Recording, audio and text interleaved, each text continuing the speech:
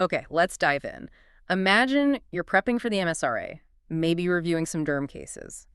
Or perhaps you're in clinic, Mm-hmm. and a patient comes in, they've got these really itchy, like purple bumps, raised bumps on their wrists, maybe their shins. Okay, yeah. Classic spots. You look closer, and there are these faint, sort of delicate white lines across some of them. Right. And then they mention, oh, and I've got this sore bit inside my mouth, kind of white, makes eating spicy food a nightmare. Does that ring any bells? Something that might, pop up on the exam? That whole picture, it should definitely make you think Lichen Planus. Yeah. Straight away. Spot on. And that's our focus today. We're doing a deep dive into Lichen Planus using, well, the kind of high-yield info you really need for MSRA revision. Yeah, it's a core topic. So the plan is we'll break it down, get the essentials sorted, what it is, why it happens, what it actually looks like, and crucially, how you manage it, what to watch out for. Basically, a focused revision session.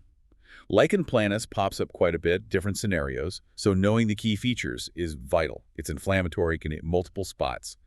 You just have to recognize it. So let's start right at the beginning. What actually is Lichen Planus, fundamentally? Okay, so at its heart, it's a chronic inflammatory condition.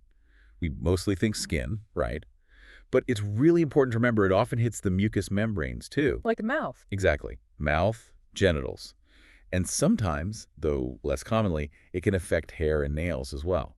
And what's the classic description, if you had to paint a picture? Well, traditionally people talk about the 6 Ps, but maybe more helpfully for spotting it. Think pruritic. So really itchy. Okay. Polygonal, multi-sided shapes, not just round. Right. Papules, which are small bumps, and plaques, larger flat-topped areas. Right. Itchy, polygonal bumps and plaques. Color. Often purplish or violaceous is the term you'll see. And those white lines you mentioned, that's Wickham's striae.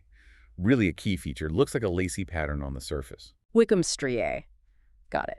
So itchy, purple, polygonal lesions, often with these white lines. Where do they like to hang out? Flexor surfaces are classic. Yeah. So inside of the wrists, forearms, lower legs are common spots.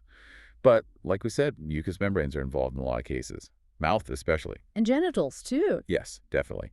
And the hair and nails. You mentioned those earlier. Yeah. Less common, but important. On the scalp, it's called Lichen Planus. And that's serious because it can cause scarring, permanent hair loss. Oh, right. Nail changes can be things like ridges, thinning, splitting, just generally looking unhealthy, dystrophic. So you need to check everywhere if you suspect it. Understood. And what's going on underneath? Is it just like a random rash? No, it's more specific than that. We don't know the exact trigger, but we understand it's a T-cell mediated immune thing. So the body's own immune system. Exactly. Certain T-cells are involved in driving that inflammation and causing the damage you see. Is it common? It's not rare. Estimates are around 1 in 100 people globally, maybe 1 to 2% here in the UK. Typically hits adults, usually between 30 and 60 years old. Okay. And are there other things linked to it? Other conditions, triggers? Yes, absolutely. And these are really high-yield associations for the exam. Mm-hmm. Think autoimmune factors generally, certain medications. Like which ones? Things like beta blockers, NSAIDs, some diuretics, antimalarials, gold salts. Yeah. The list is quite long. And importantly, viral infections, especially hepatitis C. Ah, the Hep C link. I remember that.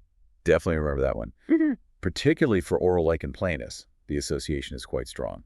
Worth thinking about testing.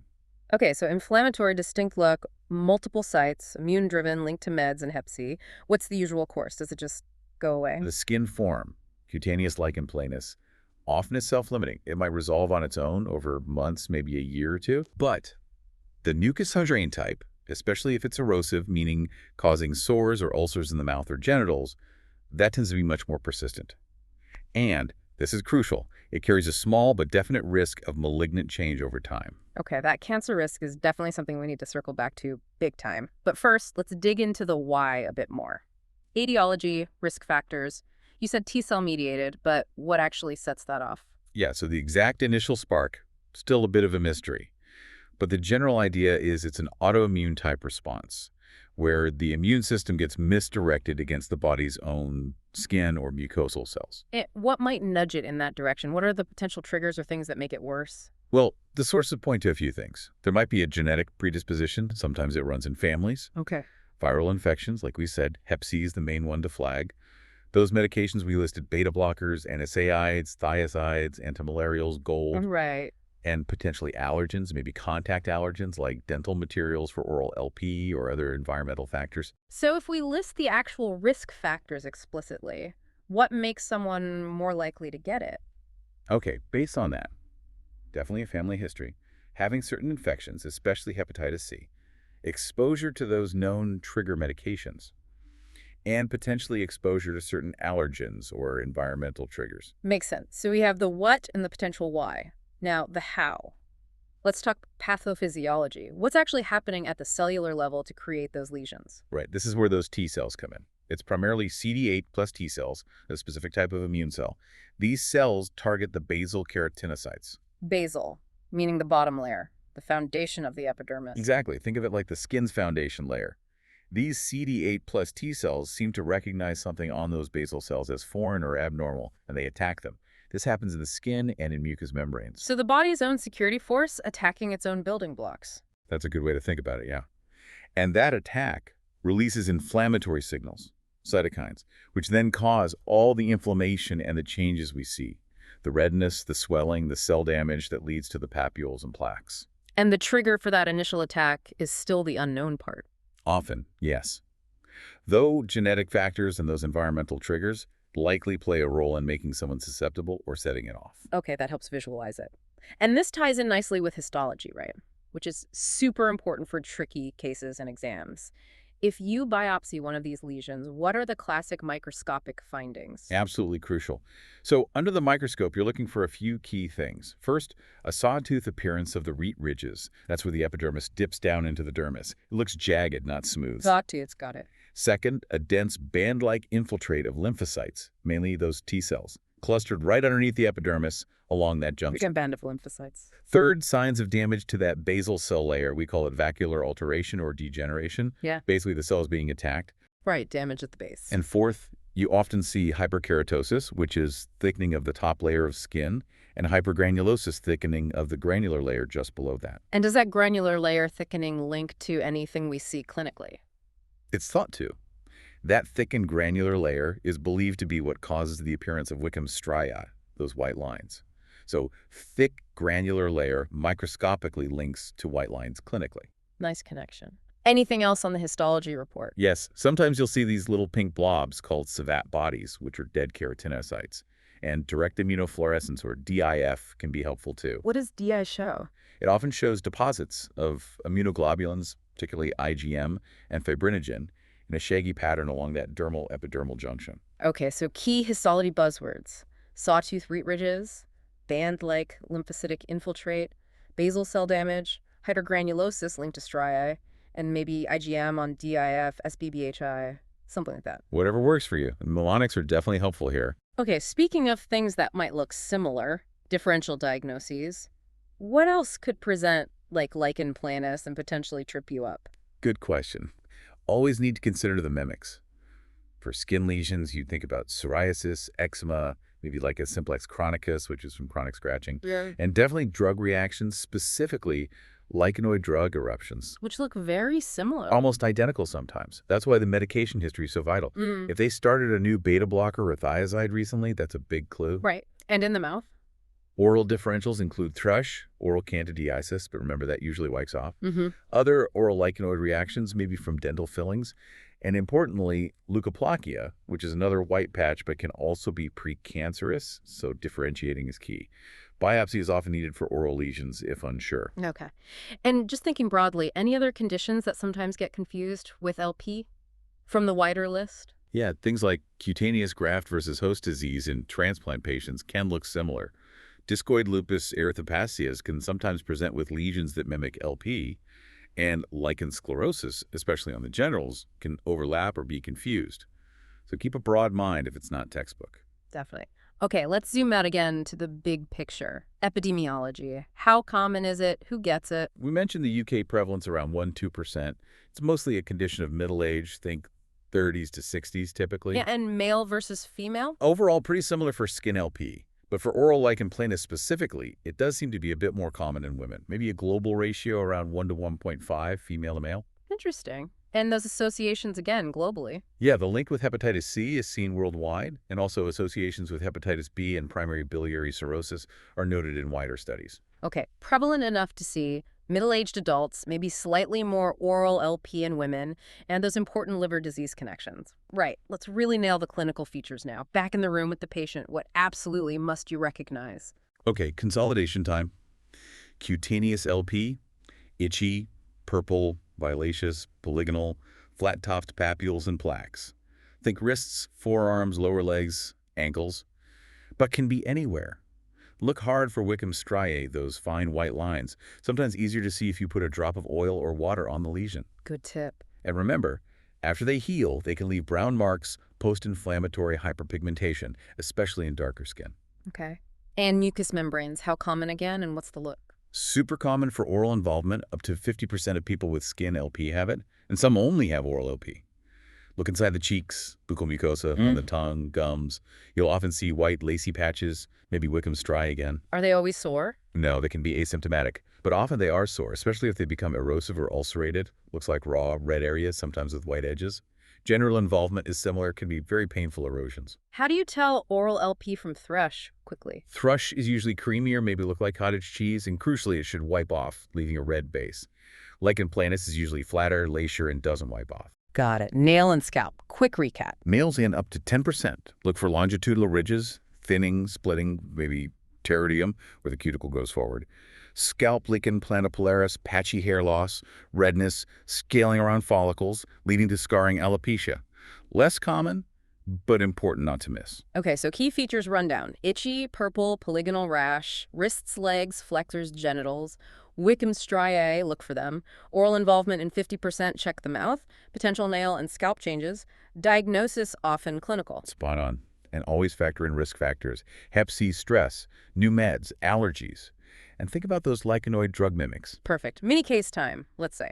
A 55-year-old man presents with intensely itchy purple bumps on his wrist. You see faint white lines. He also mentions a sore patch inside his cheek when he eats salty crisps. What's jumping out at you? That's screaming Lichen Planus. Yeah. You've got the pruritic, violaceous polygonal papules on a classic site, wrists, with Wickham striae, plus symptomatic oral involvement.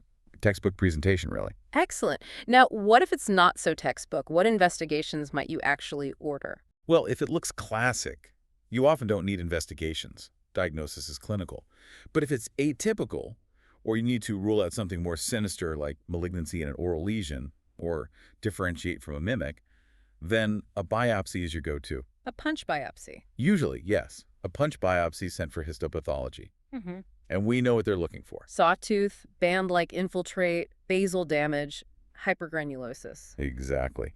And you might ask for direct immunofluorescence, DIF, on a separate biopsy sample taken from near a lesion, looking for those IgM deposits. Okay. Any other tests?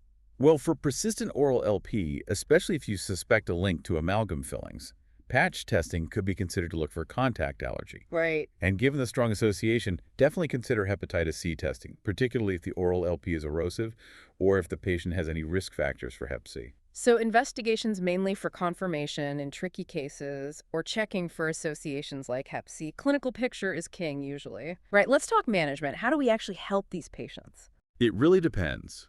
For mild skin LP that isn't too bothersome, it might resolve on its own, so just reassurance might be needed. But if it's itchy, widespread, or affecting mucous membranes causing symptoms, then treatment is usually warranted. First step if you suspect a drug trigger. Stop the drug. If it's a lichenoid drug eruption, removing the trigger is the most important step and can lead to resolution. Okay. For itchy skin lesions, what's the first line? Potent or super potent topical corticosteroids, that's the mainstay. Creams or ointments applied directly to the lesions. How do they help? They reduce the inflammation and therefore the itch and help the lesions clear faster. For really thick, stubborn lesions, hypertrophic LP, sometimes applying the steroid under occlusion like cling film overnight can boost its effect. Antihistamines can help with the itch symptomatically too. And for the mouth, oral LP. Again, topical steroids are first line for symptomatic oral LP. These come as mouthwashes, sprays, or pastes that stick to the lining of the mouth. Things like benzoytazine mouthwash or spray can also help soothe soreness. What if topicals aren't cutting it, or the disease is really widespread or severe? Then you need to step up to systemic treatment. Often, this means a course of oral corticosteroids like prednisolone, usually for several weeks, then slowly tapered down. Any other options beyond steroids? Yes, for difficult or persistent cases, other options include immunosuppressants like azathioprine or mycophenolate mofetil. Sometimes oral retinoids like acitretin are used. Hydroxychloroquine is another one mentioned. And phototherapy. Light treatment. Exactly. Narrowband UVB or PUVA, Sorlin plus UVA light, can be very effective for widespread, itchy cutaneous lichen planus that hasn't responded well to topicals. Okay, so summarizing management. Stop triggers if suspected. First line for skin oral is potent topical steroids, maybe intralesional steroids for thick lesions.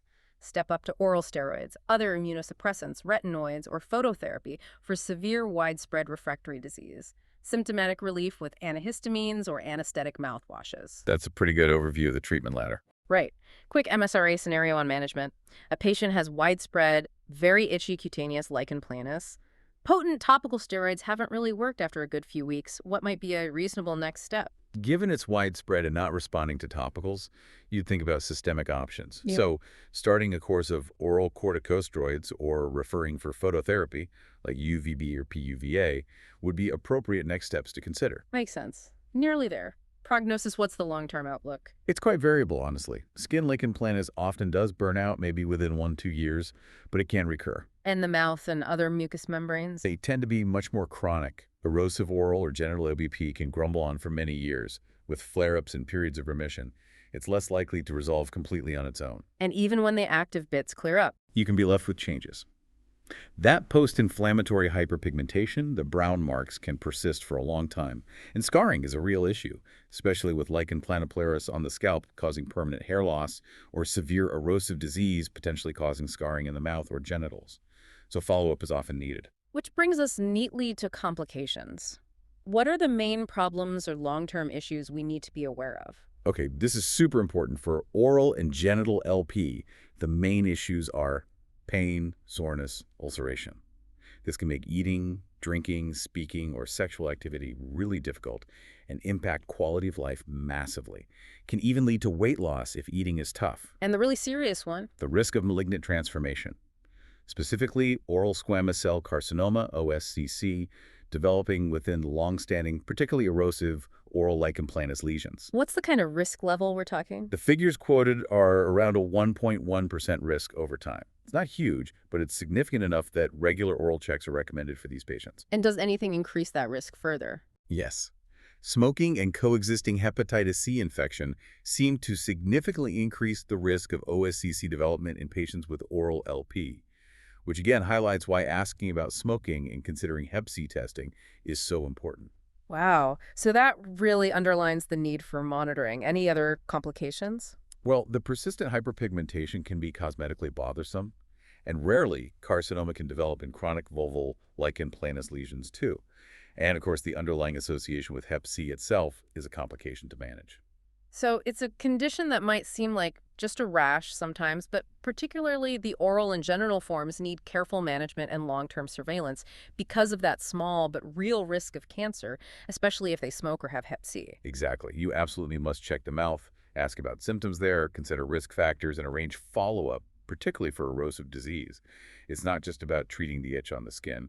That's a really crucial takeaway message. Right, we've covered a lot of ground: the definition, the T-cell cause, the classic 6Ps and Wickham striae, the key histology, management from topicals to systemics, and those vital complications like OSCC risk. Hopefully this deep dive gives you a solid high-yield overview for lichen planus when it comes up in your MSRA revision. Yeah, connecting the pathology to the presentation and hitting those high-yield points for the exam was the goal. Absolutely. Well, thanks for joining us for this deep dive into lichen planus. For more free MSRA revision resources, visit freemsra.com, and for the full premium revision toolkit, head to passthemsra.com.